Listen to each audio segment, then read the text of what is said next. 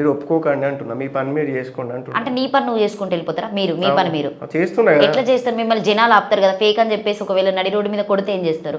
కొడితే చీడి తక్కండి. మీరు ఎవరిని ఎవడు కొడతాడో ఎవడు వస్తాడో మన అక్కడనే చీడి. ఎంతమందిని ఆపుతారు అట్లా? నా ప్రాణం ఉన్నంత వరకు నేను ఫైట్ చేస్తాను. ఏం చేస్తారు? డబ్బుల కోసం ప్రయత్నిస్తారా? డబ్బుల కోసం ఏముంది, కొట్టడానికి వస్తే I will really defend my self. So ఇది బిజినెస్ అన్నారు కదా, మరి డబ్బులే కదా కావాల్సింది. ఫ్రీగా కూడా చేయొచ్చు కదా మీరు. మరి సమాజ సేవ నాకు ఇష్టం లేదు సేవ చేయడం. సేవ మీకు చేద్దాం గురువు ఏం అనుకున్నా. చెప్పిండు? ఒక గురువు దగ్గర విద్య పొందినటువంటి వ్యక్తులకి నాకు తెలిసి మీలాంటి అఘోరాలకి అసలు యాక్చువల్గా మీరు నిజంగా చెప్పాలంటే జనంలోకి వస్తారా?